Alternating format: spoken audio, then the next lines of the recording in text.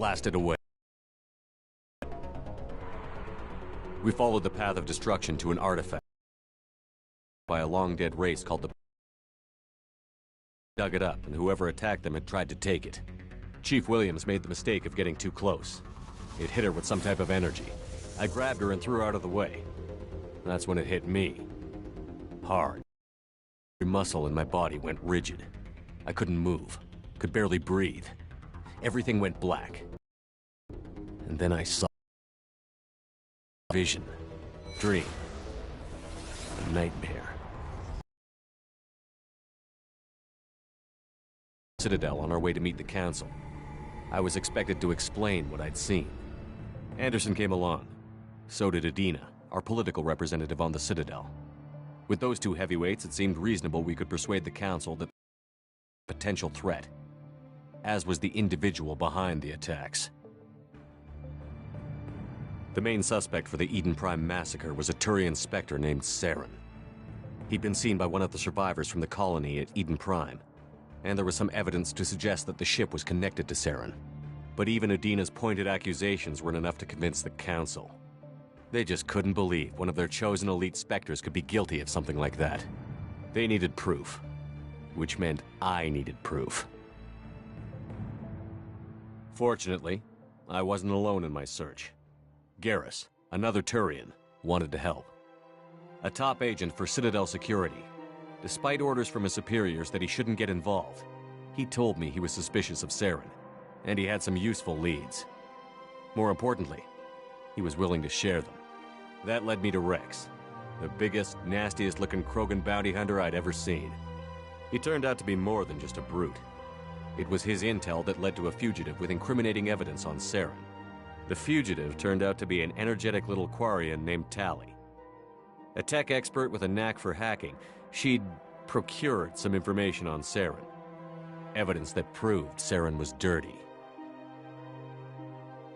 Tali's evidence proved that Saren was responsible for the massacre on Eden Prime, and that the immense warship we'd spotted was in fact Saren's flagship. But it went much further. Saren was trying to find a way to bring back a race of sentient machines from dark space. Machines allegedly responsible for cleansing the galaxy of all organic life. These Reapers were blamed for wiping out all life 50,000 years ago, including the Protheans, then disappearing back through the mass relays to dark space, leaving no trace they'd ever been. That explained why Saren was after the beacon, and it made some sense out of my visions. But not much else. We couldn't convince the Council that the Reapers were a threat, but they agreed Saren had to be stopped. They stripped him of his Spectre status and gave me the honor of becoming the first human Spectre. My first task? Bring down Saren. Anderson decided to stay behind, giving up his ship, the Normandy. He told me I would need it more than he would. He also pointed me in a direction. Liara, a Prothean expert, adept in biotics, and maybe most importantly, daughter of Benezia, Saren's top lieutenant. And like most Asari, as beautiful as she is intelligent, and born with a unique ability to meld with other species. Liara was able to help me decipher some of the vision the beacon had given me. Nothing concrete, but it gave me some clues. And a new appreciation for the Asari. Her technique for accessing my vision was unexpected, but not at all unpleasant. Ashley was a little concerned about the connection I shared with Liara. As commander, I knew either relationship had the potential to interfere with the mission. I decided discretion was the better part of valor, and kept my focus on our goal, finding Saren. Thanks to Liara's help, we had our next lead, Benezia. Saren had taken her to Noveria, where he'd enslaved a dangerous race of insect-like creatures, the Rachni. He ordered Benezia to use the same technique Liara had used on me to extract information from the Rachni Queen. The Queen's drones were everywhere, and they weren't happy. We had to fight through hundreds of them to get to Benezia. By the time we arrived, Saren was gone. With the information. I tried to reason with Benezia, but Saren had indoctrinated her. He had somehow acquired the ability to control people's actions and wills. Benezia wouldn't surrender, and Liara was forced to watch her mother die in her arms. And I was left with an angry, dangerous Rachni Queen to deal with. She claimed her drones would do no harm if I released her. But the Rachni had terrorized the galaxy before. I couldn't take the chance. I had a mission to do, and an army of angry Rachni would be one more problem I didn't have time to deal with. With Saren's top lieutenant dead, he was quickly running out of time and places to hide. I tracked him down at his base on Vermeer, but we soon learned it was more than a base of operations. It was a breeding ground. Saren was breeding an army of Krogan. He'd found a cure for the genophage, a disease inflicted on the Krogan to prevent them from breeding and taking over the galaxy. But the Krogan Saren was breeding were slaves, mindless beasts that obeyed Saren's will. I had to destroy the base, and all its research. Rex disagreed. Violently. Rex wanted the genophage cure for his people. I tried to convince him to help me destroy it, that these Krogan weren't real. But he wouldn't back down. Fortunately, Rex is smarter than he looks. He realized this wasn't the way to help his people, and that Saren was the real threat.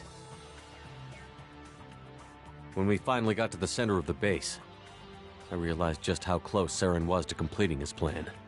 He was already in communication with the Reapers. Sovereign, Saren's flagship we'd all assumed was just a ship, was a Reaper. It spoke to me, threatened me. I could feel the menace it had for every living thing. It wanted me dead. It wanted us all dead. And I knew it was capable of doing just that.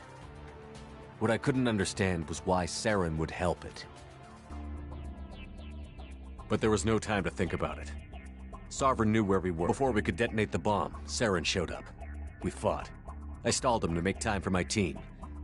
And in talking to him, I realized the truth. It was Sovereign.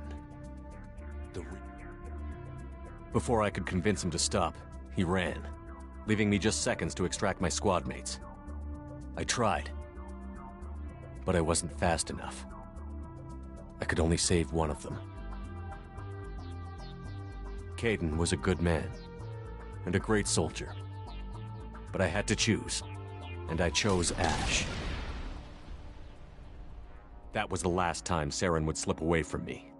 I knew then, the next time we met, one of us would die. With my team mostly intact, we chased Saren and his army to Ilos, a long-lost planet that had once belonged to the Protheans. As we prepared for what we knew would be a desperate fight, I spoke to my crew. We were just one ship, against Saren's growing army. I assured them all that despite the odds, we could defeat him. I'd never tell anyone, but I had my doubts. Leaving Kaidan behind had hardened my resolve, but revealed a soft spot in my defenses. How many more friends and allies would I be willing to sacrifice in order to... We arrived on Ilos, close behind Saren. Once on the planet, we discovered a Prothean databank that helped me put the final pieces of my vision together.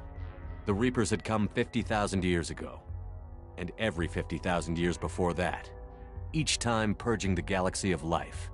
The Protheans had fought and died, like every species before them.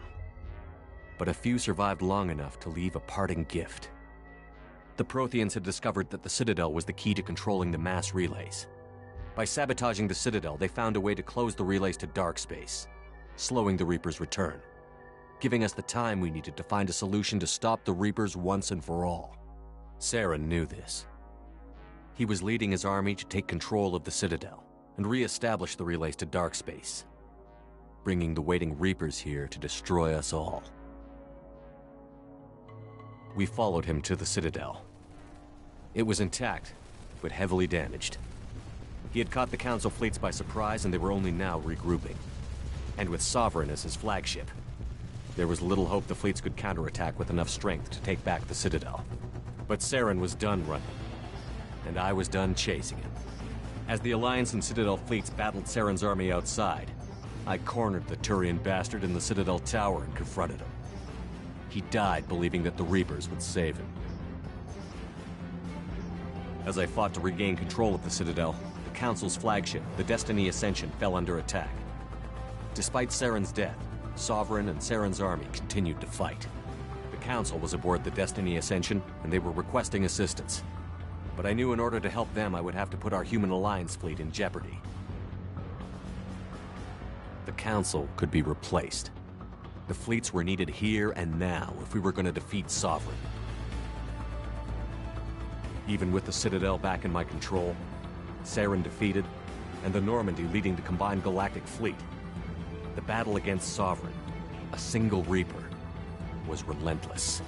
It took the combined fleets of humanity and the other races, but in the end, Sovereign fell. But the costs were immense. While humanity's efforts in the war earned us our first seat on the Council, it was a hollow victory. The Reapers were still out there. I knew the fight was far from over, but as the one who'd led the fight against Saren, I was given new responsibilities. The choice of humanity's first counselor was left for me to decide.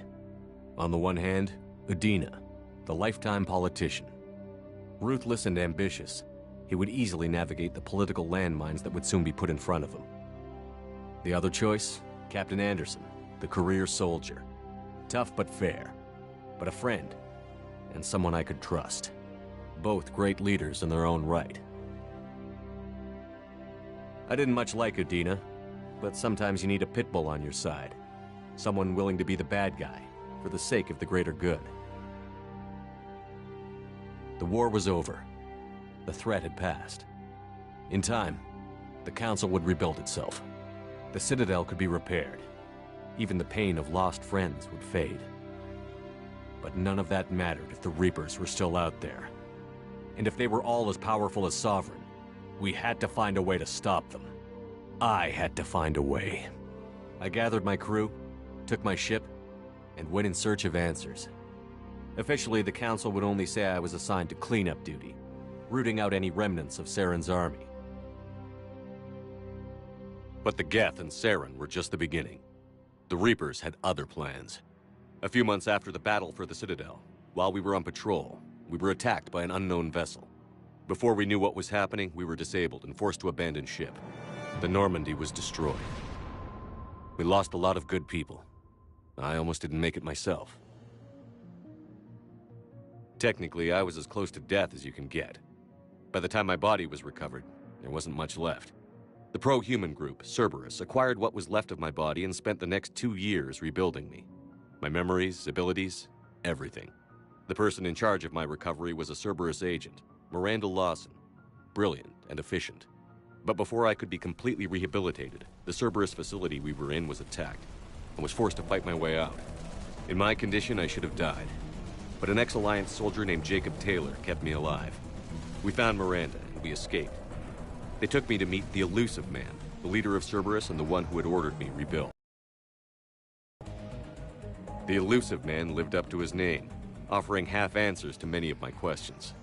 But he did explain why he had brought me back. He believed I was the one person who could stop the Reaper threat. And he explained that the Reapers had a new ally, an insectoid race called the Collectors, the ones who had attacked the Normandy 2 years earlier. Since that time, they'd been systematically abducting entire human colonies and taking them beyond the Omega-4 relay, a place that no ships other than Collector ships ever returned from. The Elusive Man wanted me to find out why humans were being abducted, and to end it.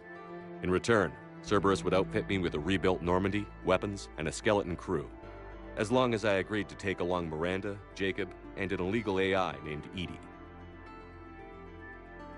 I told the Elusive Man I wanted my own team, people I knew. He already had a list of individuals that he wanted, people that might be willing to go on a suicide mission, to head beyond the Omega-4 relay and face the unknown. It was an interesting list. Ex-convicts, assassins, experimental scientists. In the end, it was my choice. It would take time and effort to recruit them all, and with more humans disappearing every day, I wasn't sure I should bother. I decided time was of the essence. I'd go after the key members first and then figure it out from there. Recruiting the team took me all over the galaxy. Along the way, I met some old friends. They were quick to join, despite the risks. As for the rest, finding them and convincing them to join me on a suicide mission was difficult. But keeping them from killing each other was next to impossible. They only had to stay alive long enough to complete the mission. I wasn't sure what difference it would make if they were happy doing it. There was no point wasting energy helping the team get along when they were going to... I tried to recruit and reconnect with a few of my old squad, but they were suspicious of Cerberus. No doubt why they weren't on the Elusive Man's list to begin with. Worse, they had moved on. For 2 years, they'd believed I was dead and lost. Now I was headed off on another suicide mission. If things were going to get better between us, it would take time. But I was running out of time. If they wouldn't help, then I'd find someone else. With most of the team recruited, we were getting close. We just needed to figure out how to survive the Omega-4 relay. Our best chance came when we discovered a damaged collector ship. We went in knowing it could be a trap, but we had to try. What we found there was almost unbelievable. The collectors weren't a new race at all. They were the twisted remnants of the Protheans, slaves of the Reapers, and humans were the next target. The collectors were abducting tens of thousands of humans for the Reapers, and unless we could find a way to stop them, we'd end up just like the Protheans. We had to escape before we could find out the secrets of the Omega-4 relay, but we were more determined than ever to put a stop to the collectors. All we needed now was a way through the relay. EDI had figured out what we needed, and the Elusive Man knew where to find it. We stole parts from a derelict Reaper to mask our ship's signature, to make the Normandy appear as a Reaper and allow us safe passage. As soon as we had what we needed, Joker and EDI began testing. But while I was away on a mission with the team, the collectors attacked the Normandy, determined to destroy it before we could finish the tests. Joker and EDI did their best to fight them off. They saved the ship, but the entire crew was abducted, taken beyond the Omega-4 relay. Jacob wanted to go immediately and rescue the crew. EDI and Miranda wanted more time to prepare before we attacked. We only had one chance to attack the collectors. I knew we had to be ready before we went, even if it meant sacrificing the crew. I gathered everyone to go over the plan. We all knew this was likely a one-way ticket. The team was ready, but they were nervous. We knew this could be our last day together. We were scared and looking for reassurance. Some of us found it in each other. But I went to my cabin to be alone, to prepare for the attack, go over every detail. I had to make sure we were ready. The day of the attack, everything went as planned. At first. The Normandy made it safely through. As we scanned the wreckage of all the ships that had failed before us, we found what we were looking for. The Collector base. And guarding it, the ship that had destroyed the Normandy 2 years ago, and almost ended my life. But this time, we were the attacker. And the Normandy was equipped to deal with it. We took some damage, but destroyed the Collector ship, and made our way to their base. We knew the fighting inside would be brutal. The team was already depleted, and the others couldn't make up for them. Eventually, we made it to the heart of the base. To this day, I can hardly believe what we saw there. The collected humans had been dissolved, transformed and repurposed to create the frame for a new Reaper. A massive human Reaper abomination. We had no choice but to destroy it. The battle caused severe damage to the base, but we needed to destroy it completely. As I prepped explosives to finish the job, we received a message. The Elusive Man. He didn't want us to destroy the base at all. He wanted to preserve it. He wanted to study how the humans were transformed into the abomination we'd seen. To use the technology of the Collectors to help defeat the Reapers. I always suspected the Elusive Man had his own motives, but I couldn't agree with him on this. We had stopped the Collectors. We would find a way to stop the Reapers without sacrificing our morality in the process. We destroyed the base, completely, and escaped back through the Omega-4 relay. The mission was a success, but we paid a heavy price. We lost most of the team. The crew was killed before we could rescue them, but nobody died in vain. We stopped the Collectors, and we stopped the Reapers from creating their abomination. And we bought everyone just a little more time. If only there was more time. The Reapers are still coming. Every day a bit closer. I handed every piece of intel on the Collectors and Cerberus over to the Alliance brass. They're not sure what to make of it, but at least they're listening. I just hope they figure out what to do about it soon, before time runs out for all of us.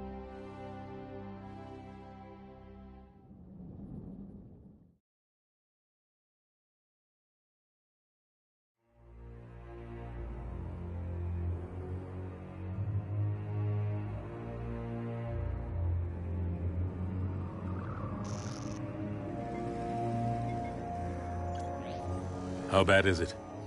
Bad. We just lost contact with two of our deep space outposts.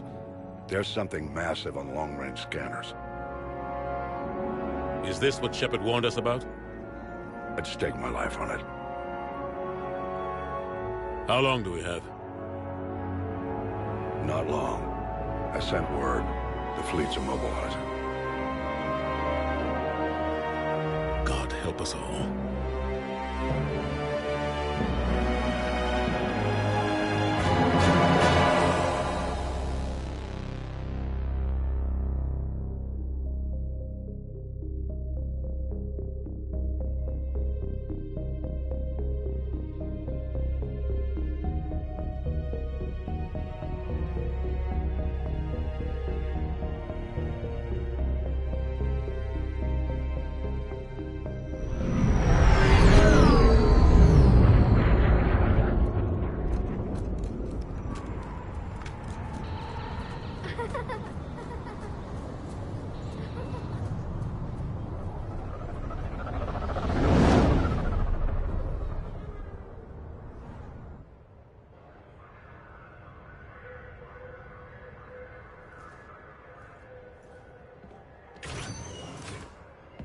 Commander. You're not supposed to call me that anymore, James.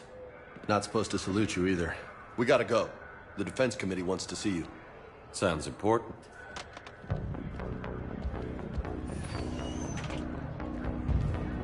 What's going on? Couldn't say. Just told me they needed you. Now. Anderson? Admiral? You look good, Shepard. Maybe a little soft around the edges. How you holding up since being relieved from duty? It's not so bad once you get used to the hot food and soft beds. We'll get it sorted out. What's going on? Why is everyone in such a hurry? Admiral Hackett's mobilizing the fleets. I'm guessing word's made it to Alliance Command. Something big's headed our way. The Reapers? We don't know. Not for certain. What else could it be? If I knew that. It's the Reapers. And we're not ready for them. Not by a long shot. Tell that to the Defense Committee. Unless we're planning to talk the Reapers to death, the committee is a waste of time. They're just scared. None of them have seen what you've seen. You faced down a Reaper. Hell, you spoke to one. They blew the damn thing up. You've seen how they harvest us. What they plan to do to us. You know more about this enemy than anyone. That why they grounded me? Took away my ship? You know that's not true. The shit you've done, any other soldier would have been tried, court-martialed, and discharged. It's your knowledge of the Reapers that kept that from happening. That and your good word? Yeah, I trust you, Shepard. And so does the committee. I'm just a soldier, Anderson. I'm no politician. I don't need you to be either. I just need you to do whatever the hell it takes to help us stop the Reapers. They're expecting you to, Admiral.